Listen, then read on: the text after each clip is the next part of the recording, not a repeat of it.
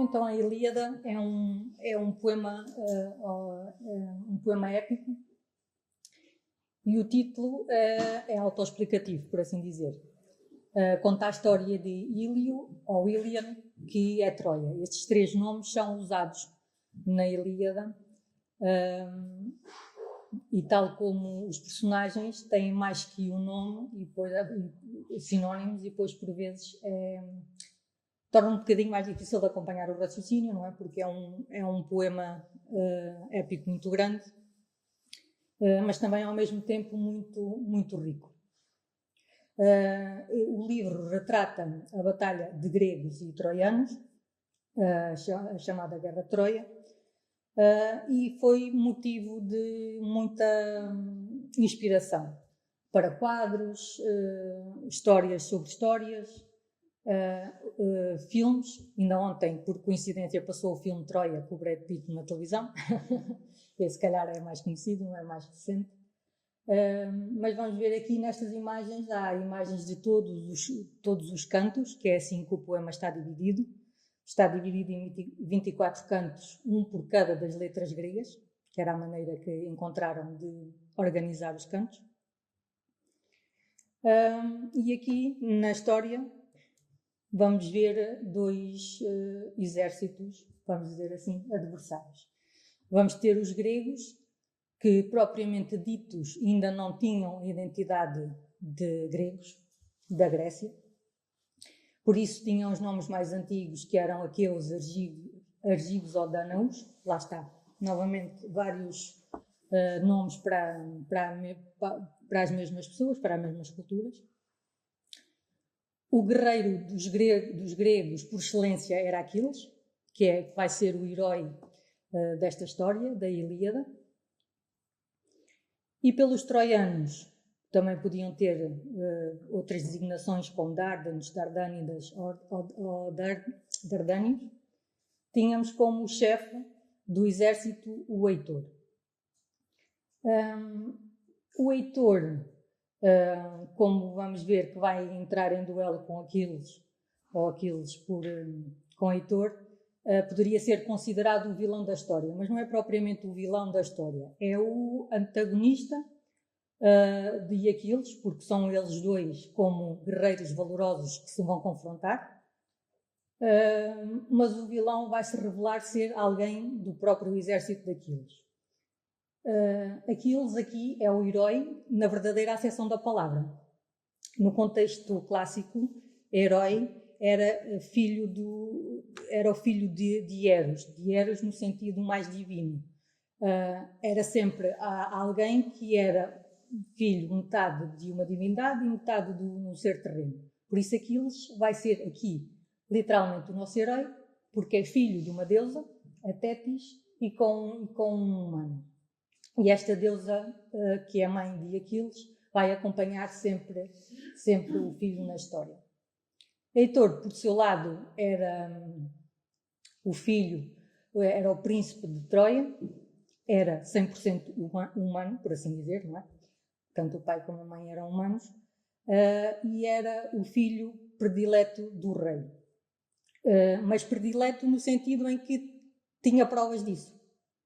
E ele é constante, em toda a história, ele é constante na sua nobreza, na sua bravura, na sua dignidade, porque ele vai defender Troia de algo que nem sequer foi ele que originou.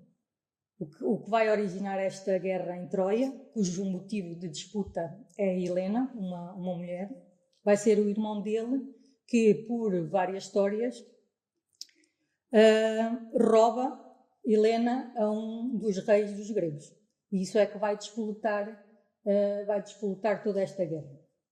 Mas Heitor, na sua função de príncipe, de quem, pela ordem natural, irá substituir, será rei de Troia, não querendo já dar o spoiler, não é? Sendo rei de Troia, Heitor vai cumprir com tudo aquilo que é esperado da sua função, é bom guerreiro, é bom pai, é bom filho, não é? E vai tentar defender a sua cidade com todas as suas forças. Só para contextualizar o próprio livro, a própria história e o próprio autor, a Ilíada, tal como a Odisseia, foram escritas por Homero. Este Homero, como tudo, tem como personagem antiga que é datada do século VII a.C., tem três tipos de leitura. Tem uma leitura histórica, em que há quem diga que Homero realmente existiu. Pode ter uma leitura mais mitológica, porque há quem diga que este Homero ou estes poemas poderá ter sido um trabalho conjunto. E tem também uma parte mais mística, não tanto no próprio autor, mas no contexto do livro. Isto porquê? Porque esta guerra de Troia, só há pouco tempo é que se descobriu que efetivamente o lugar terá existido. Sempre foi uma procura de tentar provar ou não se este lugar terá realmente existido, se a guerra realmente se terá passado.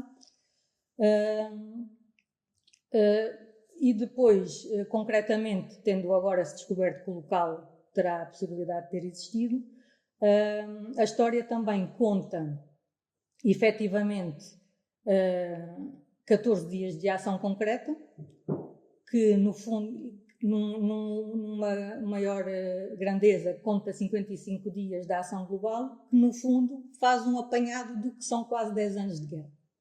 E isto depois, na parte mitológica, que são mais as chaves psicológicas, que são o que vamos hoje aprofundar do herói, que é isso que interessa aqui no contexto da Nova Acrópole, de escola de filosofia que nós somos, é perceber quais são as ferramentas psicológicas que nós hoje em dia ainda podemos usar com esta história, que esta história nos quer ensinar. E na parte mística, há muita coisa neste livro que é completamente simbólica. A questão de a guerra durar 10 anos, isso simboliza o fim de um ciclo. E todas outras ações que aqui podemos ver, ou investigar, ou que alguém já se debruçou sobre isso, que é não só esta luta literal entre dois povos, por assim dizer, mas também terá sido o mito fundador da Grécia como a conhecemos no contexto clássico. Porquê? Porque esta questão de Helena, apesar de ser uma mulher no físico, na história, não é? Concretamente é uma mulher que é disputada entre estes dois povos, no fim simboliza algo de puro, de belo, em que os gregos e os troianos querem para si, num sentido mais simbólico de um ideal, de um arquétipo, não é? Não propriamente uma mulher ou de um amor de uma mulher física, por assim dizer, mas num aspecto mais elevado, mais divino, porque Helena também era um semideus, também era filha de Deus, era filha de Zeus. E por isso é toda esta simbologia de querer aspirar por algo maior, por uma beleza superior.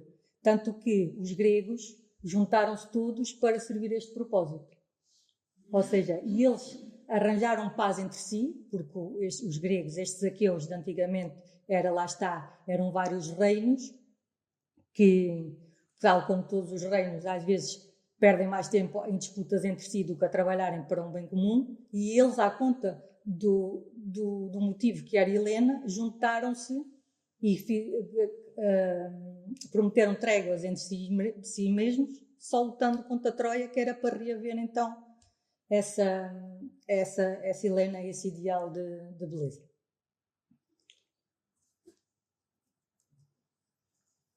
Então, o porquê de ainda hoje, ao dia de hoje, estes heróis que nós temos trazido aqui no ciclo e este livro ainda ser tão importante, tanto que esta edição é uma tradução recente do professor de grego português nacional, que é o Frederico Lourenço, que tem feito um trabalho excelente a traduzir diretamente do grego todos estes clássicos. É porque, como diz aqui, uma referência da mitologia foi o Joseph Campbell, ele diz que a principal função da mitologia é fornecer os símbolos que fazem avançar o espírito humano, contrariando aquelas outras fantasias com as quais tendemos a referiá-los. Ou seja, os mitos têm uma chave psicológica muito grande, porque nós funcionamos com histórias, sempre funcionamos, tanto que a Ilíada é um exemplo disso, não é? Com mais de 2.700 anos desta história, ainda é relevante aos dias de hoje. E esta chave psicológica é o que nós podemos trabalhar dentro de nós para percebermos que também temos em nós esta capacidade de ultrapassar estas guerras que todos nós temos no nosso dia-a-dia. Mesmo não sendo a favor destes conceitos bélicos, não é?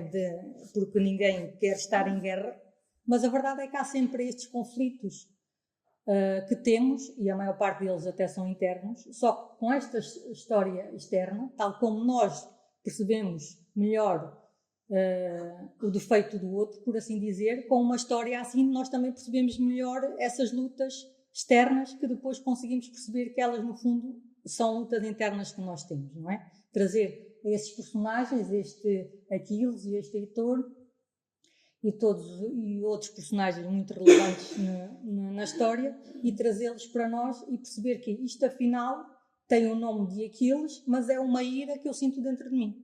É uma cólera que eu tenho, é alguma coisa que despoleta esta confusão em mim, que me faz perder a razão.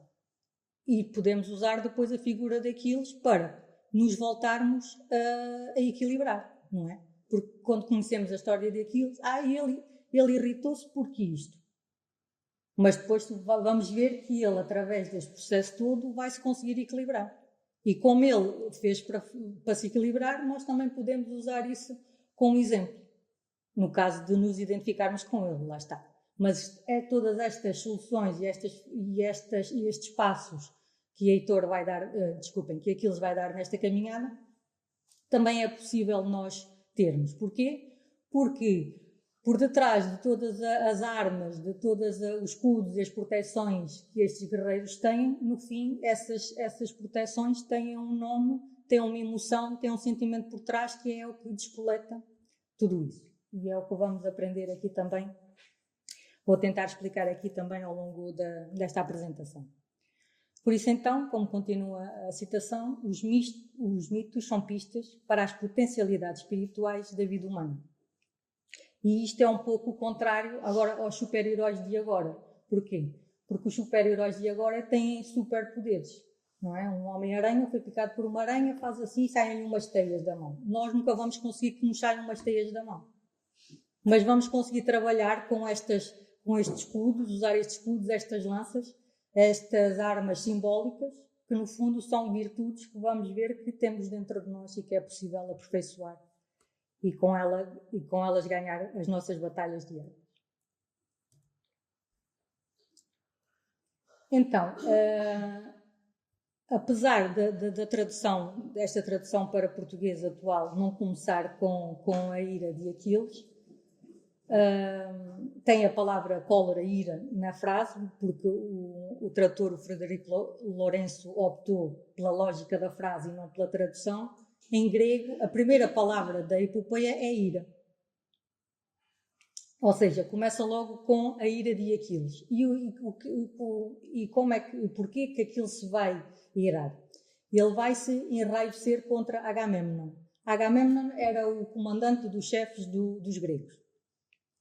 E ele era comandante no sentido em que Helena, a quem foi roubada ao irmão. E o irmão, por vários fatores, porque depois os deles também estão todos incluídos, e são eles que maquinam estas guerras, e o irmão Menelau até tinha aceitado que, pronto, se a Helena foi, é porque tinha que ir. Assim estava escrito, não é? Porque eles são muito pelas profecias, muito pelo destino, muito pelo fado. São palavras usadas também no livro. E Menelau, se bem que não estava satisfeito, mas estava resignado, por assim dizer. Mas Agamemnon, o seu irmão, que era o seu irmão mais velho, tinha sede de poder. Por isso ele achou que este rapto da Helena, da cunhada, era a desculpa perfeita para atacar Troia. Não é? Para ganhar mais terreno, porque Troia era estratégico e tudo mais.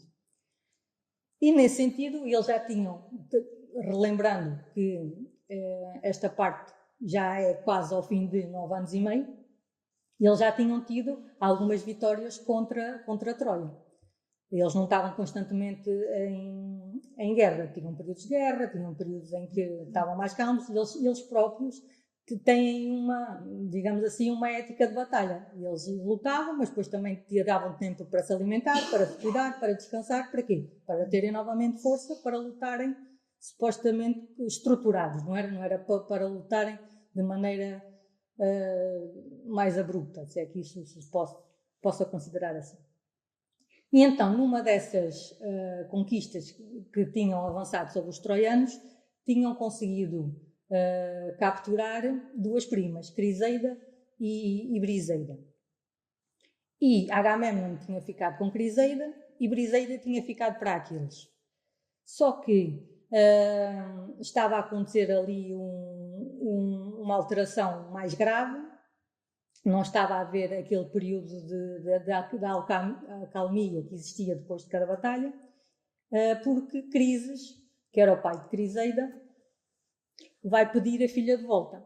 Lá está. E depois isso cabia a Agamemnon, se quisesse ou não, porque ele raptou-a, é direito dele, como vencedor da guerra tinha o direito a ferramentas, tinha o direito a ouro, a armas, e inclusive a mulheres.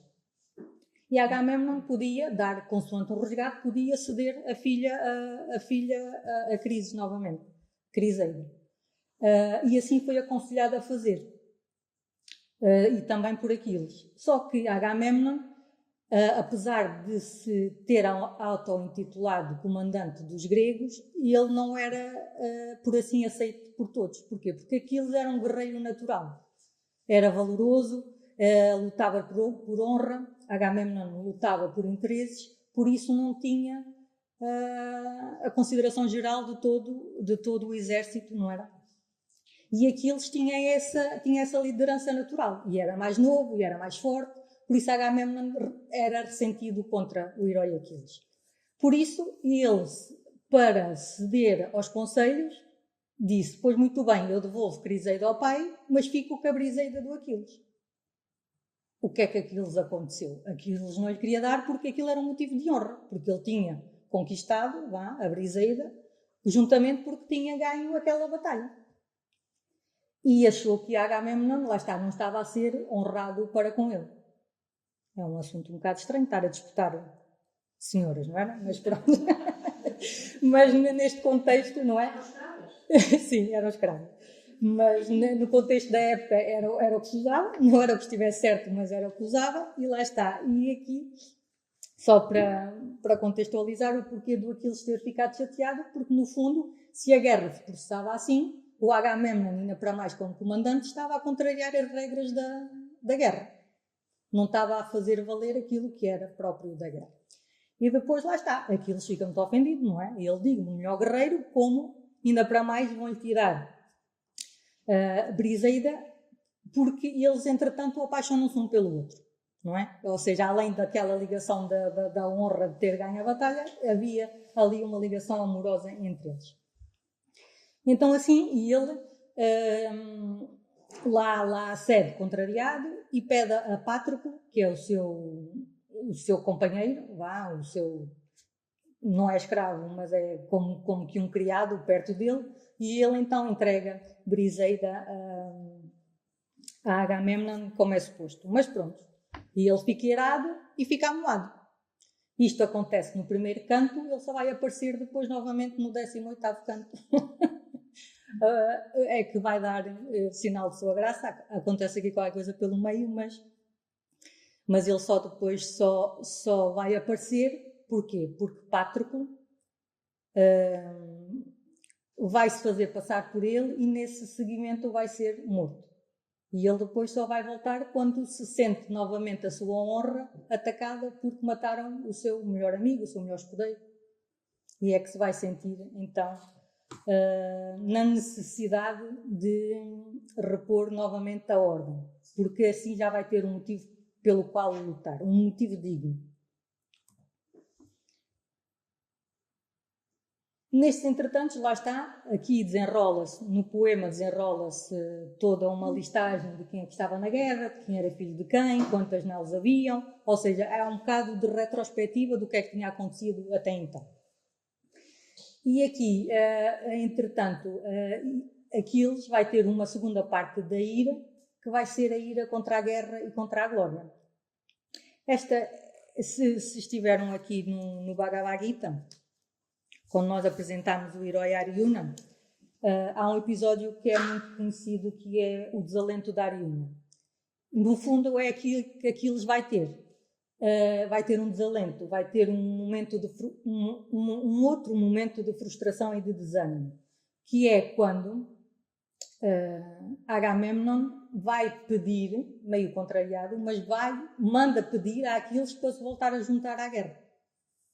Ou seja, Aquiles sentiu-se afrontado por Agamemnon, e Agamemnon, em vez de ir lá e pedir-lhe desculpa, porque também queria que ele próprio voltasse, sendo o melhor guerreiro, manda por interposta a pessoa, ou seja, não tem a humildade de ir lá pedir-lhe desculpa, ou pedir para voltar, não é? Ou comandá-lo, como comandante que era. E Aquiles então está lá na boa vida, na sua tenda, a tocar lira, nesse sentido todo, está a aproveitar a vida, o melhor que pode, mas não está a haver sentido em voltar à guerra. Ainda para mais quando quem falta ao respeito, no entendimento dele, nem sequer tem a dignidade de ir lá e falar com ele pessoalmente, manda entreposta a pessoa.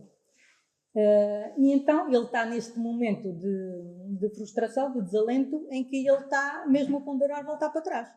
Tipo, se eu estou aqui, não estou a ver qual o motivo de estar a lutar pela guerra. Se não tem respeito pela minha posição, o que é que eu estou aqui a fazer? Não estou aqui a fazer nada.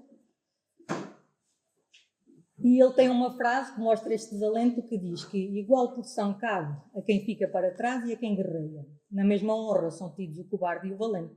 A morte chega a quem nada faz e a quem muito alcança. Ou seja, neste sentido em que vamos todos morrer, não interessa se é por honra, se não é por honra, mais vale fazer aquilo que me interessa.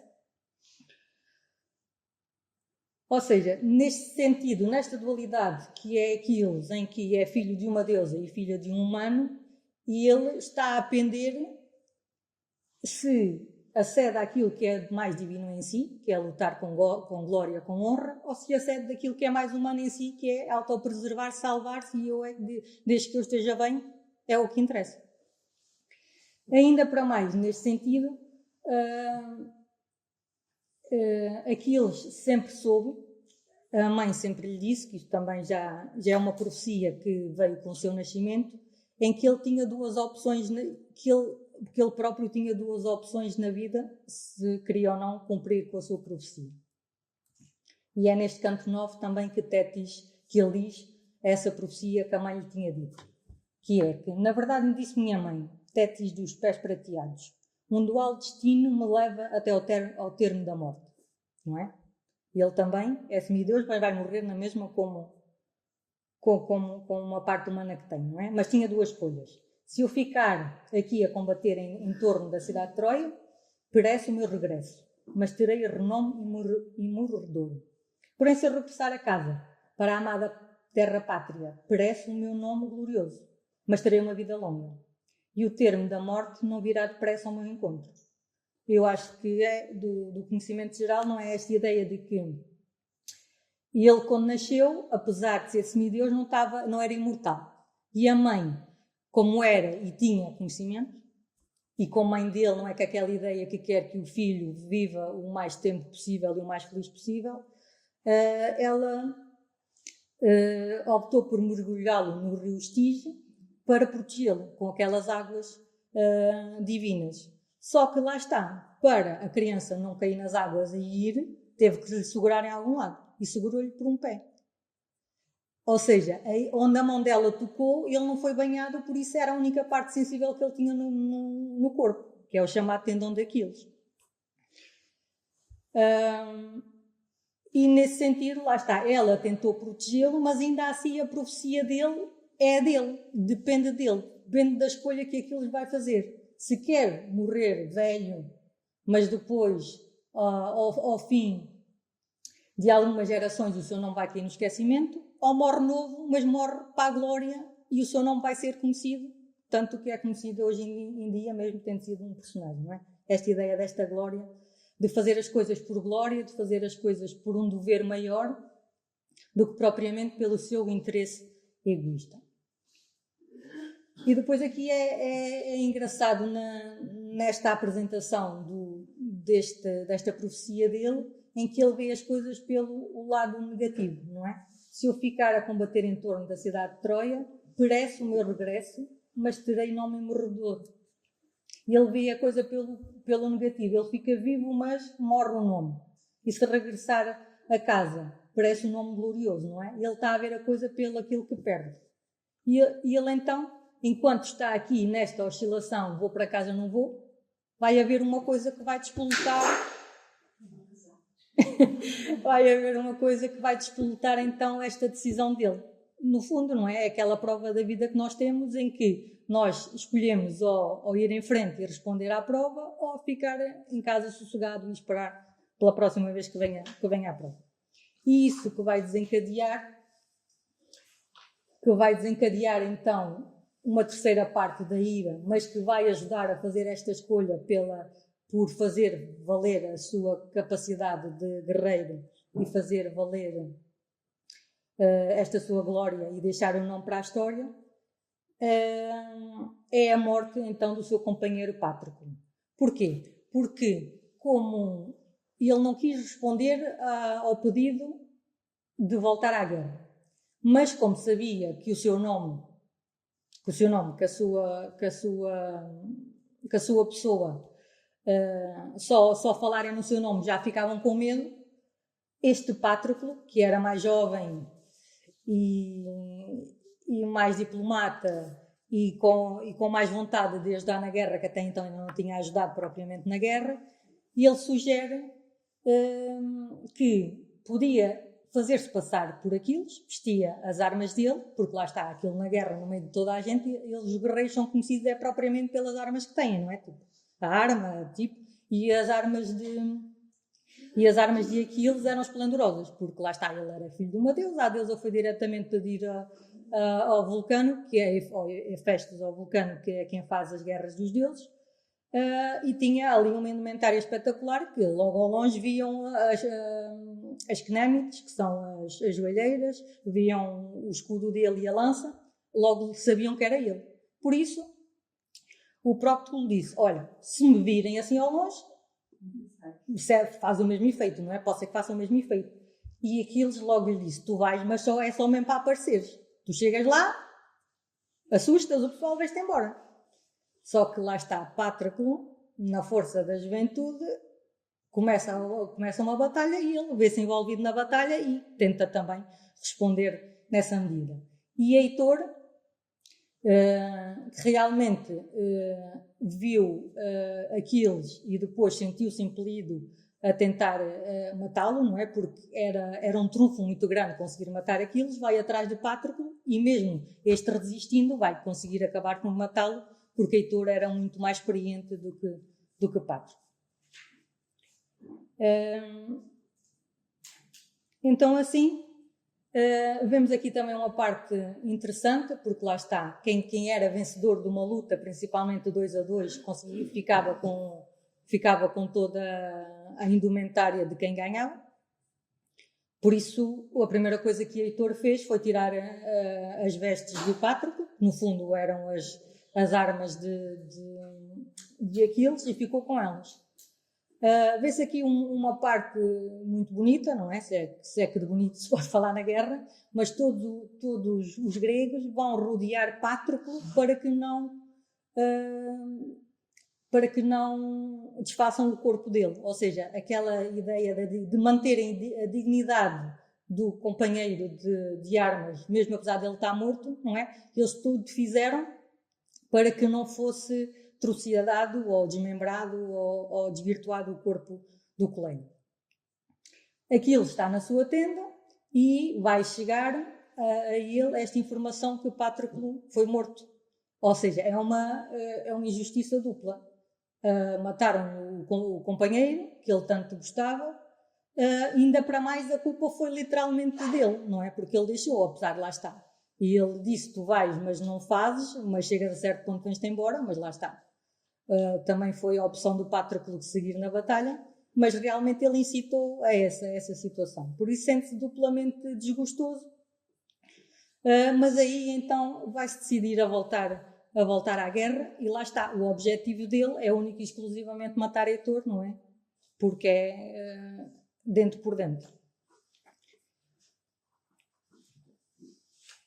Ele então, isto logo, estes momentos mais significativos da história passam-se logo praticamente no final, não é? Lembrando que tem 24 cantos, por isso este desenvolvimento acontece no canto 22 e Aquiles realmente consegue efetivar a sua ira e matar Heitor num duelo, porque Heitor calha de vir para fora, sozinho, para fora das muralhas de Troia, que Troia era uma cidade fortificada, e em luta, eles têm uma luta ali muito acesa. Por acaso, no filme de Troia, acho que apesar da violência, é das cenas mais bonitas. No filme de Troia, que já tinha comentado. E realmente ele mata Heitor e está toda aquela... mas num ambiente de dignidade, de respeito um pelo outro, mas lá está, com aquela necessidade de matar o adversário porque tirou-lhe uma coisa que lhe é muito querida. E também numa ideia de tentar repor essa justiça. Só que esta ira de Aquiles, lá está ele, como todo a palavra ira, ele está, apesar de estar a tentar repor uma justiça, estar a lutar pela dignidade do seu companheiro, mas está um bocado a perder a razão. E ao perder a razão dele, vai-se verificar que ele mata Heitor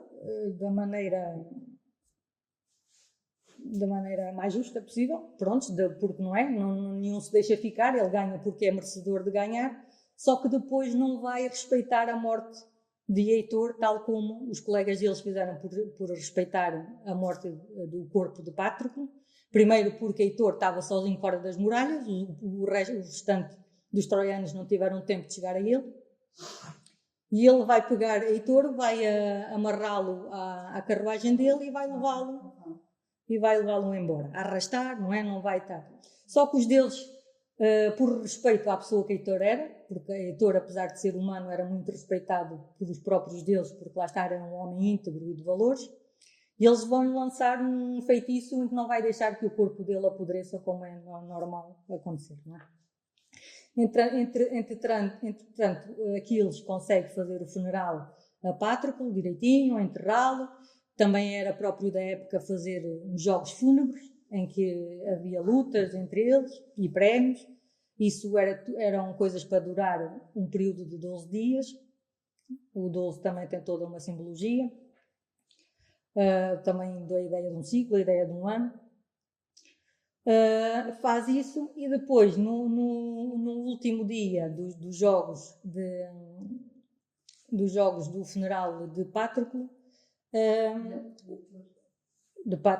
no último dia do Patroclo, o pai de Príamo consegue uma ajuda dos deuses para conseguir entrar no acampamento dos gregos, para pedir diretamente a Aquiles para restituir o corpo, não é? Porque era o seu filho preferido, porque era um guerreiro valoroso e tinha toda a lógica também ter direito às honras de guerra. Tinha aqui a imagem, estão a ver ali? Ele a arrastar ali o corpo todo. Sim, e a curiosidade é que ele, nesses 12 dias das cerimónias fúnebres de Patroclo, ele arrastava o corpo de Heitor à volta, não é? Para simbolizar ainda mais mesmo aquela ira que ele tinha da situação, mesmo para se considerar vencedor desta situação.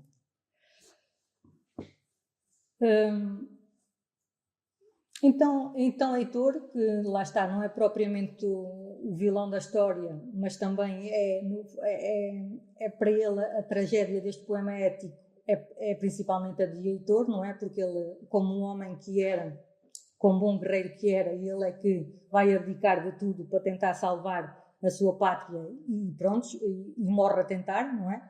Morre da melhor maneira, salvo sei.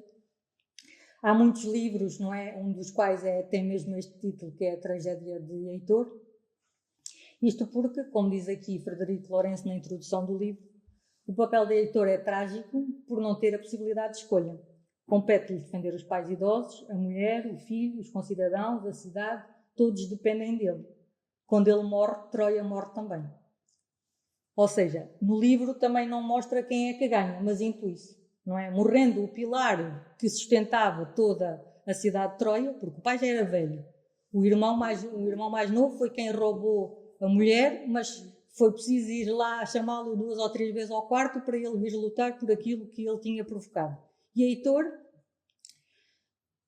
como diz aqui, não tem possibilidade de escolha. Ele também tinha a possibilidade de escolha, também igual à mesma coisa que ao Aquiles, ao ficar sossegado e não fazer nada, mas lá está, mas ele tinha em si esta integridade de que, se é a sua função, defender os pais que são idosos, defender a mulher, defender os filhos, não é? E tudo da cidade, e ele cumpriu com aquilo que era o seu destino, não era? Aquilo que era a sua responsabilidade onde estava. E esta imagem retrata o Heitor a despedir-se de Andrómaca, que era a mulher e o filho. Vemos ali o filho ao colo da criada, e ele ainda não sabia o que é que se ia passar, mas lá está, já se despediu no sentido de se eu morrer, lá está, porque é o mais provável, dado a minha função aqui, se eu morrer, ao menos já me despedi da minha esposa e do meu filho e pronto, façam o melhor que possam, não é? Porque nestas tragédias gregas, esta ideia de este suspense, não é? Este já estar a adivinhar o que é que vai acontecer é muito recorrente. E este é um episódio muito bonito e há muitos quadros desta situação porque realmente toca, não é? E ele, acima de tudo, cumpre o seu dever, mesmo amando a sua família, amando os seus pais, mas é algo de, apesar de não ser semideus, mas tem algo de divino dentro dele que o faz ser este bom guerreiro. E então lá temos, quando o pai, que é Príamo, consegue chegar a Aquiles então aí vai-lhe cair a razão, não é? Vai sentir compaixão. Como é que um homem idoso que se aventura em terreno inimigo só por uma questão de honra, não é? Para repor a honra do filho, aquilo que será a ideia de justiça no sentido em que, não é? Mesmo sendo uma guerra, eles são guerreiros dignos, não é? São guerreiros honrosos. Então o pai idoso de Heitor arrisca a própria vida a ir ao acampamento inimigo para falar diretamente com Aquiles e pedir a devolução do corpo de seu amado filho, para que possa então ter as devidas honras fúnebres. Aqui Aquiles apazigua a sua cólera, entrega o corpo e, além disso, promete paz, que é para também o próprio Príamo poder dar os 12 dias de jogos fúnebres próprios de Heitor. E assim acaba o livro com essa ideia e Heitor vai a ser enterrado. Acaba assim o livro e depois tudo o resto que Aquiles vai acabar por ser morto por Paris, está adivinhado ali pelo meio, que os gregos vão ganhar a Troia, não está declarado, mas também está insinuado, e o cavalo de Troia não aparece no livro. Não, o cavalo de Troia não aparece neste livro, vai aparecer na Odisseia, porque foi um esquema que o Ulisses engendrou, porque o Ulisses tinha essa característica de ser ardiloso e arranjar assim esquemas, e depois isso é que conta nesse livro, não é neste livro que se sabe como é que Troia foi vencida. Mas lá está, isto já é do contexto normal, até nos nossos dia-a-dias, que já se confunde um pouco, não é? O que é que está mesmo no poema ou não, mas toda a gente conhece a história do cavalo de Troia, do tendão de Aquiles, não é? E a questão de ele ter sido morto não pode dinheiro. Sim. Mas depois... Mas não conta essa parte? Não. Também não conta. Não conta essa parte. Diz que sabe que vai ser morto e que é a parte mais sensível, mas também não contém. Mas também achei curioso essa parte que, apesar de Paris realmente foi o que desencadeou toda esta luta, não era valoroso, mas vai conseguir matar o mais valoroso deles todos, não é?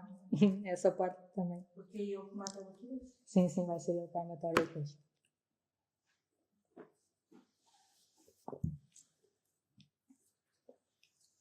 Então, agora propriamente o porquê de querermos trazer estes heróis aqui a este nosso ciclo deste ano. Nós falámos já em Gilgamesh, que era um herói da Mesopotâmia, em Arjuna, que é o herói do Bhagavad Gita, que é um conto indiano, que é uma epopeia indiana, o Viriato, que é um herói ibérico, não é? Nós queremos reclamá-lo para português, mas ele também tem uma perninha em Espanha, se é que também que existiu. E agora apresentamos aqui Aquiles, que é, no fundo, o herói fundacional da nossa cultura, aqui mais ocidental, mais europeia, não é? Do que clássica greco-romana. Vou usar algumas frases de Delia Guzman, que foi a nossa diretora internacional até o ano passado, o ano em que faleceu. E ela tem muitos textos, tem um próprio livro que se chama Rumo à Vitória e tem muito esta ideia do herói e do resgatar desta figura simbólica do herói para os nossos dias de hoje. Porque realmente, como vamos ver aqui, apesar de parecer figuras mitológicas, parecer uma história, mas tem aqui muita simbologia, muito sumo que podemos tirar ainda hoje para os nossos dias. Então, como expliquei ao início, esta ideia de herói é que é um semideus, que é um ser de dupla natureza. Ou seja, que tem uma parte humana e uma parte divina claramente manifestadas, que é isso que vemos especificamente em Aquiles. A primeira parte aproxima de todos os humanos para os compreender com facilidade. Lá está, ele, como todo humano, irrita-se, enerva-se, perde a razão, não é? Quando se sente afetado. E também o leva a cometer erros humanos ocasionalmente e a sofrer como sofrem os homens em geral. A sua parte divina, que vem da sua mãe Tétis, impulsiona-o a usar a sua força para ajudar a todos na medida das suas possibilidades e até mais. Nesta ideia de repor uma justiça, não é? Quando falamos em justiça, não é aquilo como conceito de um modelo perfeito, de um arquétipo, como Platão classificou, não é o que é justo para mim. Porque isso é estarmos a ser egoístas, não é? Se calha bem para mim é justo, não é justo. O que é justo para o todo, não é? E ele aqui, neste sentido da guerra, ele estava a tentar pôr esta justiça, não é? No fundo, uma vida pela outra, mas no sentido de repor a balança desta luta entre os gregos e os troianos. Isto remete-nos para este esquema de Platão que simboliza essa ideia do herói, em que o herói, na sua parte mais humana, está neste mundo mais em contacto com o terreno, que é o mundo de Soma, que é o que tem mais em comum, não é? Com esta parte mais animal ou bestial, que é uma palavra que Frederico Lawrence também usa, e que é aquilo que nos faz responder com os nossos instintos. É aquilo que nos faz estar irados, enervados, que nos faz perder as tribeiras, que nos faz perder a razão. E depois temos o mundo do nus do divino, que é aquela parte que a mãe lhe conferiu, a mãe na sua condição de deusa. E depois temos o mundo intermédio, que é o mundo de psique, que é o mundo psicológico, que é aquele mundo, aquela ponte que há entre o Soma e o Nus, e que está sempre ali a rodar. E estando sempre ali a rodar, é o ponto de contato entre aquilo que é mais instintivo no herói e aquilo que é mais divino nele, e ele, no seu mundo da psique, é aí que vai ter que fazer a escolha se agarrava na nau, ia para casa e vivia uma vida longa, ou se ia repor a justiça da batalha e ia responder com a sua parte mais divina, de honra, de glória. E nessa situação. Isto significa que nós seres humanos normais, não heróis de uma Ilíada, mas heróis da nossa própria história, temos também sempre esta tal batalha interna dentro de nós. Nós podemos responder com a nossa parte mais somática, aquilo que é mais fácil, não me interessa, não me vou meter ao barulho, para quê? Vou-me estar a chatear, a cansar, vou para casa e estou bem. Ou então tento responder da maneira que eu acho que devia responder. não é? Para tentar ajudar a situação perante a qual eu estou. Para a redação. Porque eu posso, não é? Porque quando nós achamos que alguma situação está mal na nossa vida interior ou exterior, é que se nós achamos que está mal, é porque nós temos capacidade de repor essa justiça e esse equilíbrio. Porque senão aquilo não nos afetava. Não é? Porque se nós achamos que temos que melhorar alguma coisa, é o primeiro caminho para tentarmos procurar a solução. Se vemos alguma situação lá fora que achamos que alguém está a ser injusto, intolerante, incorreto, é porque se nós achamos que há uma melhor maneira de fazer aquilo, então nós também nos devíamos, não é por dever, por esta parte mais de arquétipos, de trabalhar para um bem comum, ir lá e tentar repor a situação. Tal como aqueles tentam repor a justiça, nós também deveríamos tentar sempre repor esta justiça, tanto interna como externa. Continua Délia. O herói é uma pessoa que ganha um justo reconhecimento pelas suas façanhas, pelas suas ações excepcionais, pelo seu valor em situações difíceis, pela sua habilidade para seguir em frente em momentos cruciais, para não se deter onde qualquer um teria feito por temor ou desespero. Lá está. O que é que nós consideramos que é um herói, não é? Porque é que uma pessoa se destaca acima das outras? Porque lá está. Porque faz algo de excepcional. Que dá um passo a mais do que uma pessoa considerada normal, não é? Normal, entre aspas, faz. Ou seja, e ele sai de si, o herói sai de si, neste sentido de repor a justiça por valores maiores do que ele, não é? Sai da sua zona de conforto porque, por dever, por honra, por glória, por dignidade, acha que é possível fazer mais, é possível fazer melhor. Mas a tragédia do Heitor é bem pior que a daqueles. Daí o Frederico Lourenço. Sim. Que é sempre, parece-nos sempre íntegro. Sim. É mais estável, não é? Sim. Mas a questão do herói é que também o que nós gostamos de ver no herói é a história da redenção, não é? E aquilo vai se redimir, não é? E neste sentido em que nós, de certa maneira, conseguimos identificar mais com aqueles, porque nós também, a certa altura, percebemos que somos falhos, mas percebemos que temos a possibilidade, que é possível evoluir e é possível chegarmos, não é? A bom porto. Enquanto a Heitor, lá está. A Heitor, ao mesmo tempo, apesar de ser humano, vai-nos parecer mais difícil de atingir porque ele sempre foi íntegro. Não é? Mas também não foi a história dele. Não é a história, sim, não é a história dele. Ele vai por resposta Sim. E ele é o motor, Sim. não é? Sim. Porque lá está, porque nós também, também defender um pouco a pátria do irmão. Sim. Não é a história dele. Não. Sim. Não é o herói. Ele não é a história Ele já era o daquele herói. Ele já era o herói, não é? Pois, mas o poema não deve ter tocado. Sim. Não. Mas ele, ao mesmo tempo, ele é o contraponto. Porquê? Porque esta ideia de que ele é o motor para aquilo se acordar, se decidir. E no nosso contexto, o estado de consciência Sim. que se altera. Sim. Porque nós... Sim, para nós darmos um nome ao nosso inimigo, por assim dizer, o nosso inimigo é aquilo que nos desperta a consciência. É aquilo que nos vai fazer ver que eu, afinal, estou... E posso mudar. Eu estou mal, ou seja, não é? Está aqui qualquer coisa que eu tenho que melhorar e vou melhorar porque tenho alguma coisa que puxa por mim, à altura, não é? Ele puxou por aqueles que Sim, o estado de consciência que não deveria ser. Sim. Não é? Porque essa questão também desta ideia dos guerreiros, de ser, no fundo, uma luta digna e de honra, porque os bons só lutam com os bons, não é? Um bom guerreiro não quer lutar com um mau guerreiro. Porquê? Porque não vai aprender nada com ele. Porque ao ganhar não vai ter honra nenhuma por ganhar alguém que é pior que ele, não é? Por isso é que também um pouco a indignação do Heitor ter morto Patroclo, se bem que matou-o por engano, não é? Porque com as vestes não conseguia discernir que não era ele.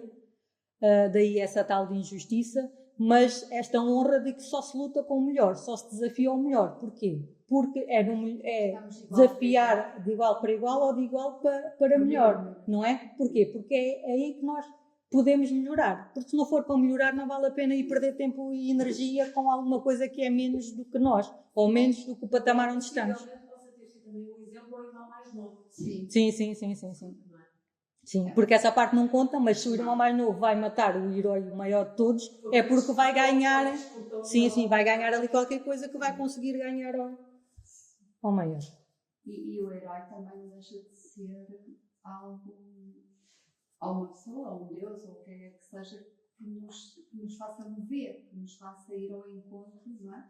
Daquilo que é o herói.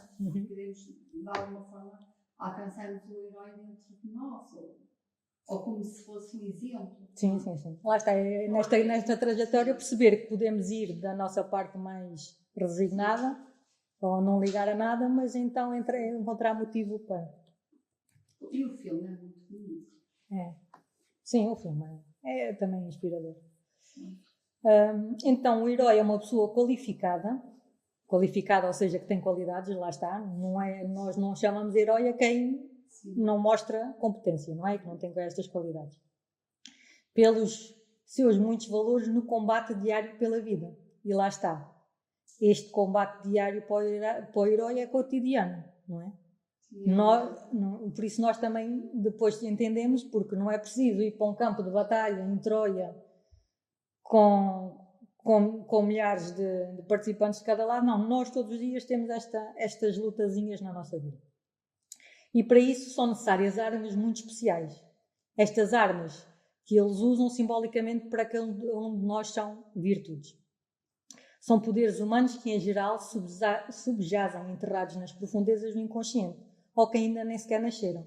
Lá está. Por isso é que é preciso este despertar de consciência, porque muitas vezes temos em potência, não é? E estas virtudes, mas nem nos apercebemos. E é com estas histórias, com estes mitos, que nós nos vamos a reconhecer.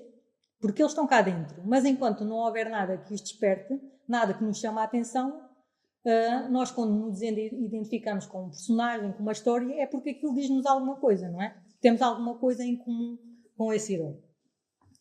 E depois lá está. E depois, simbolicamente, estas armas, as primeiras armas de Aquiles já tinham sido feitas por Hefestos, que é o deus Hefestos ou Vulcano, que é a mesma coisa, que é um filho de Zeus que faz todas as armas dos deuses e dos semideuses também por interposta pessoa, como a mãe dele podia ir lá pedir. Quando Heitor ficou com as suas armas, ela foi lá e pediu-lhe umas armas ainda melhores do que aquilo que ele tinha. Coração de mãe. Exato. A mãe Sim. era ou era humano? Era a mãe, sim, mas era humano, só que lá está, estes deuses têm muitas também têm todas destas oscilações emocionais e sentimentais que os próprios humanos têm, só têm mais o poder de não morrerem e de poderem pedir armas especiais para o filho. Está num estado Sim. de consciência. Mas é sempre proteção. Sim, mas a ideia é igual. Ela fez tudo para proteger o filho e por ela ele também tinha voltado para trás e tinha ido e tinha morrido, esquecido do que, não é? Porque lá está, ela preferia que ele ficasse do que morresse jovem. Quando introduziste o tema e falaste dele ser filho de Deus ou deusa, eu fiz o paralelismo com o mito cristão de Jesus Cristo. Sim. Que nunca tinha despertou a minha Sim. para esta relação que eu nunca tinha feito. Sim. Portanto, Jesus também tinha Sim. pai, Deus, e uma mãe humana. Sim. E a humana é que efetivamente o acompanhou. Mas aqui não, foi a mãe deusa que o acompanhou. E, portanto, o paralelismo da história, naturalmente, pela altura, foi onde a história de Jesus Cristo também foi ver. Sim. Só que o conceito foi noutro sentido, sim. Não é literal. Não é literal. É mais interno. E os valores e as virtudes ali são outros. Sim. Mas lá está, mas estas armas, novamente, no exterior, que são um escudo, que é uma lança, que é a própria muralha de Troia, porque lá está, Troia aguentou-se praticamente 10 anos, porquê? Porque era uma cidade fortificada. E para nós temos que entender essa ideia de que se nós próprios formos fortificados, tivermos uma fortaleza que nos proteja, nós aguentamos mais tempo, não é? E o próprio Heitor, enquanto estava dentro da muralha, aguentou-se. Quando veio cá para fora, sozinho, perdeu, não é? Perdeu tudo, toda a sustentação, tudo aquilo que o protegia, protegeu-se da melhor maneira que conseguiu, mas não conseguiu ganhar ao maior guerreiro de todos. Então Délia diz-nos que estas virtudes, que são as nossas armas internas, que podemos usar para vencer as nossas batalhas, quais são elas? Enumerou aqui várias, tal como a coragem. A coragem é a virtude que Aristóteles dá de exemplo, desse exemplo de um equilíbrio, de um meio termo, porque coragem, como costumam dizer os brasileiros, é ir com medo na mesma, não é? A coragem é não ceder ao medo por um extremo, não é? Ceder ao medo e com esta ideia de não vou sair porque vou estar em perigo e não se conseguir racionalizar, ou então, e pelo outro extremo oposto, é não ir com temeridade. Temeridade é ir chamado ir à maluca, não é? Nem se pondera as situações, nem se precavê, nem se arranja as armas próprias para ir, não é? Por isso, esta ideia de que o herói tem que ser corajoso. Tem que, mais do que emocionalmente, não é? Tem que dominar a sua parte emocional e fazer vir a sua razão ao de cima, não é? Que é isto que aquilo consegue fazer no final, consegue racionalizar e com isso, com coragem, ir na mesma, porque lá está, porque é mais fácil desistir, só que se o nosso dever é ser guerreiro e lutar na batalha e ter vitórias, é sempre preciso uma certa coragem, não é? Para fazermos isso que nos é pedido na nossa parte mais divina.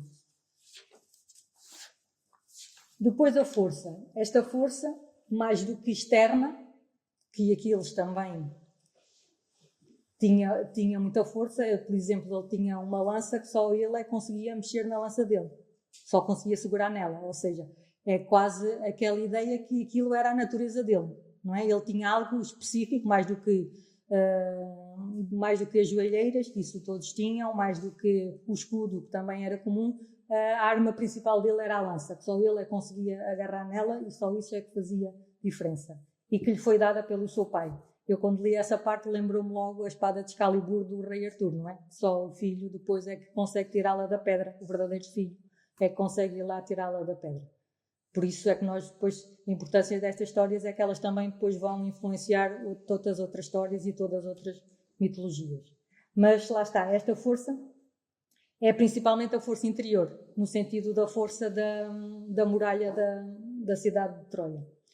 Depois a ideia de potência, também remete um pouco para a força, mas é esta ideia de levar, não é? De trazer aquilo que temos para a frente de batalha, não é? Tudo aquilo que temos em potência dentro de nós e que pode se desenvolver e atingir o seu máximo, não é? Nunca nos ficarmos por aquilo que é mais fácil, mas desenvolver aquilo que temos melhor dentro de nós. A virtude da resolução, que é o quê? Que é escolher, é saber fazer escolhas, não é? É uma eficácia da resolução, cada vez saber fazer melhores escolhas, porque nós, desde que acordamos até que nos deitamos, temos que fazer escolhas na nossa vida, mais fáceis, mais simples, o que é que comemos, o que é que vestimos, por onde é que vamos, como é que eu respondo a esta situação, como é que respondo à outra, isso é tudo uma escolha nossa. E muitas vezes caímos no que é chamado na psicologia paradoxo da escolha, porque lá está. Porque caminhos há sempre muitos, há caminhos há infinitos, há para aí 100, pode haver 100 caminhos, mas nós só podemos escolher um. E muitas vezes, quando nós estamos seguros da nossa escolha, ao invés de caminharmos direitos no caminho que escolhemos, estamos a pensar nos outros 99 que não escolhemos. E aí não estamos, lá está, conscientes daquilo que estamos a fazer, não estamos a ver todas as potencialidades, tudo aquilo que podemos tratar nesse caminho, porque estamos com a cabeça, não é? Naquilo que poderia ter sido.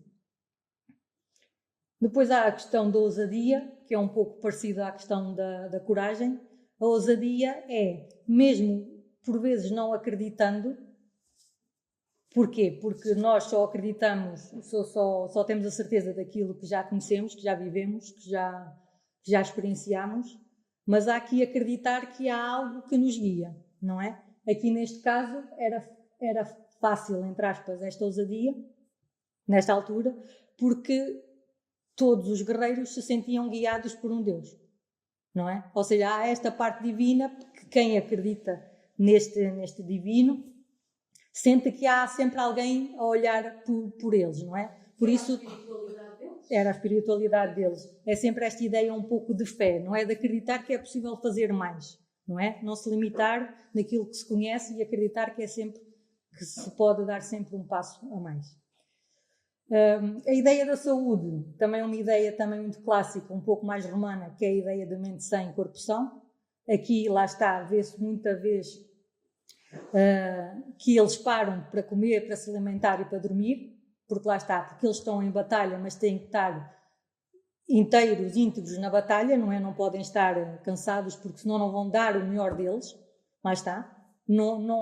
Lá está, têm que ser corajosos, não podem ser temerários e ir para a guerra sem ter condições para.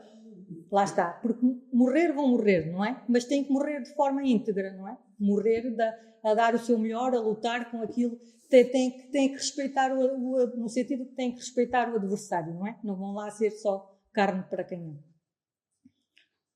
Mas lá está, isto no nosso dia e nos dias de hoje, isto é essencial, não é? A ideia da saúde. Sabemos que se nós não estivermos bem, se não dormirmos bem, se não nos alimentarmos bem, não é? Se não tivermos saúde em todos os nossos campos, como nós falamos no nosso curso, logo na primeira aula do nosso curso de Filosofia Prática, em que mostramos a Constituição Septenária, nós temos 7 patamares, não é? O físico, o energético, o emocional, o mental e depois outros 3 mais superiores. Nós temos que ter saúde, que no fundo é ter harmonia, ter equilíbrio em cada um desses estados. Porque se não estivermos harmonizados, depois todo o resto não funciona, não é? Está tudo ligado.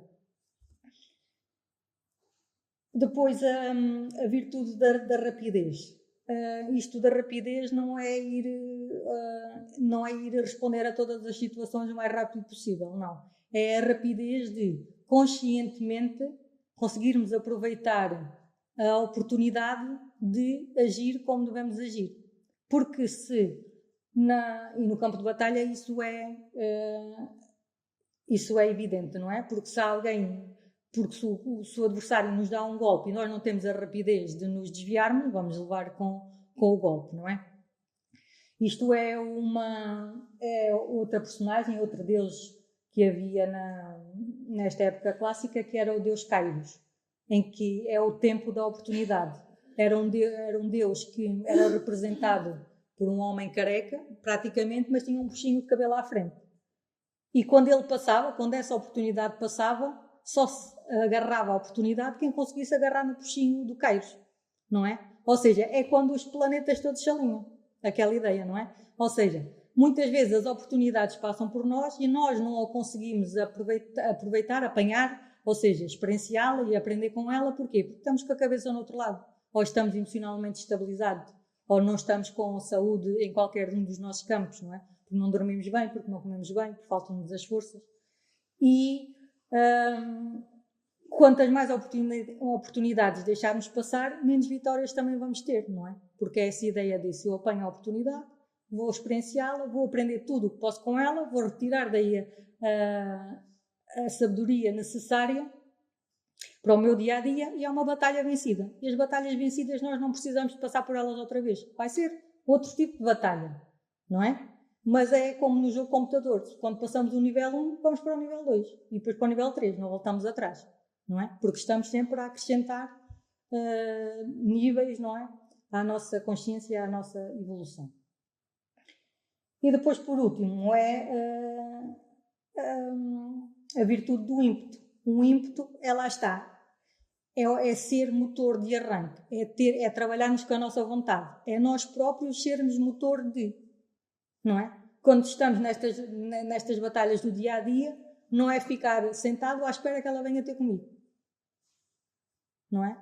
É tomar motor de... Se eu sei que tenho que fazer, tenho que ir para a batalha, tenho que ir para a guerra, se eu sou guerreiro, se é isso a minha função, eu vou. não é? Eu vou fazer aquilo que me é necessário fazer. Lá está. É mais fácil de falar do que, não é? Falar do que fazer. E há muito fazer por nós. Hã? Como é que é? Desculpa? Ficamos à espera que alguém faça. Mas lá está. Podemos ficar à espera, mas não vamos aprender nada com isso. Não é? Nesta ideia de que o ser humano se pode aperfeiçoar, se pode evoluir, mas lá está, pode haver companheiros, e há companheiros de batalha que nos podem ajudar, nos podem defender num momento de fraqueza, num momento quando vamos abaixo, mas eles só nos podem defender até um certo ponto, porque depois lá está, vão-se ter que defender eles próprios, senão vão acabar, não é? Vão acabar no nosso lugar. Podemos apoiar, podemos ter os companheiros, mas se queremos fazer a caminhada, tem que ser com as nossas próprias pernas. A fortaleza de Troia pode-se equiparar a isso. Sim.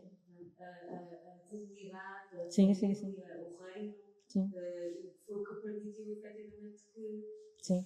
durasse durante 10 anos, porque eles eram muito menos do que os outros todos, que diziam que tinham 1000 barcos e estavam atracados. Sim, porque uniram-se, não é? Uniram-se e tinham, metaforicamente, a muralha, que é a tal fortaleza que nós também devemos ter, uma fortaleza interior, essa ideia de que da fortaleza, do escudo que nos devemos ter para nos proteger, e lá está. Uma fortaleza vai sempre levar com alguma coisa que rebenta, que faz um buraco, o próprio escudo faz um buraco, mas depois nós, com a nossa atenção, com a nossa consciência, depois de nos repormos, vamos lá, tapamos o buraquinho da muralha, tapamos o buraquinho do escudo, e isso no fundo vão ser aquelas cicatrizes que nós temos para mostrar. Mas não é? Mas qual é o guerreiro que não tem cicatrizes para mostrar e que não se vangloriza delas, não é? Isto foi aqui, aquilo foi a outra, ali foi nesta guerra, foi na outra, mas porquê? Porque aquilo é uma lembrança de que se superou a prova. E a ideia de que podemos cair 1000 vezes, mas desde que nos levantemos 1001 vezes, estamos a ganhar. Não é? Conseguimos superar. Tendo sempre este ímpeto, não é? Também de não nos deixarmos levar pela corrente, ou por um desalento, ou por um desânimo, não é? O desânimo, pronto, pode ser momentâneo, mas se nos guiarmos por forças mais divinas, não é? Como vimos por Aquiles, também vamos sempre a ganhar uma maior força, porque temos sempre que ir buscar uma força a algo que seja superior a nós, que seja no sentido, quem não quiser usar a palavra do divino, na palavra dos arquétipos de Platão, não é? Do ideal, do bom, do belo, do justo e do verdadeiro, ou seja, qualquer coisa que sempre existiu e existirá e que nos dá o alento e que nos dá a força para nos guiarmos por eles, porque enquanto guiarmos por uma facilidade, ou seja, tivermos um nível de consciência de que quanto menos fizer melhor, vamos ficar vivos. Mas depois quem é que se vai lembrar de nós? Não é? Vamos acrescentar alguma coisa a este mundo que viemos aqui fazer, não é? Assim, nesse sentido, porque, como escolhi aqui uma última frase para acabar, uma frase retirada do livro, que diz que assim como a linhagem das folhas, assim é a dos homens. Às folhas, atiras o vento ao chão, mas a floresta no seu vício faz nascer outras, quando sobrevém a estação da primavera. Assim nasce uma geração de homens que vê e outra que deixa de existir. Não é? A nossa vida é cíclica. A única coisa que nós deixamos cá é o nosso nome. O nosso nome, a nossa obra, não é? E nem toda a gente se vai lembrar, nunca não vamos ser um Aquiles, porque toda a gente sabe quem é Aquiles, não é? Mas se houver alguém para o qual nós fizemos diferença, que acrescentamos alguma coisa, pelo menos a nossa missão neste mundo, não é? O nosso sentido de vida, pelo menos, já estará um pouco mais comprido, não é? Porque não viemos aqui e não deixámos impacto nenhum. Pelo menos no sentido da filosofia, não é? No sentido da dúvida, no sentido de perguntarmos o que é que fazemos aqui, o que é que quer que seja que façamos, tem que ser algo melhor do que nós, não é? Que exija de nós algo mais do que o simples viver, o simples respirar, porque isso não é o que é estar vivo. Estar vivo é experienciar, é ter relações com pessoas, acrescentar alguma coisa, vencer batalhas, superar-nos a nós próprios, não é? Isso é que para a filosofia interessa. interessa ensinar ou mostrar que é possível para que nós também, como este exemplo do herói, possamos ter para nós que nós também podemos ser o herói da nossa história, não é? Podemos ser o protagonista do nosso caminho, podemos traçar o nosso caminho, porque esta caminhada que se quer, a maior parte das vezes não sabe bem para onde é que está a ir, mas de qualquer maneira, como há bocado uma das virtudes era a ousadia, há que ousar fazer essa caminhada, porque depois o caminho vai se abrindo, não é? Porque não podemos acreditar naquilo que só sabemos hoje, porque o que sabemos hoje é limitado. Se ficarmos aqui hoje, o mundo lá fora avança e nós vamos ficar estagnados. Mas se todos os dias dermos o passinho, o caminho também se vai abrindo para nós. E vamos cada vez percebendo melhor em nós esta ideia das virtudes, as que temos e que podemos desenvolver, as que não temos e que temos que plantar dentro de nós, não é? E aquilo que não fizer sentido, tal como estas folhas caídas próprias do outono, que não fizer sentido, largamos, não é? Porque só estão a criar peso e são necessários no outro sítio. Mas vamos construindo a nós mesmos e vamos sempre tentando, lá está, como Aquiles, acreditar que é possível, acreditar que a nossa razão consegue sobrepor à nossa emoção, não é? E que conseguimos também ser dignos da batalha e conseguimos também ter o respeito do outro, não é? Que no fundo o que Aquiles consegue ao entregar o corpo do Heitor é também ter o respeito de Príamo e mostrar-se um guerreiro valoroso, não é? E cumprir-se então plenamente como guerreiro. E a apresentação era esta.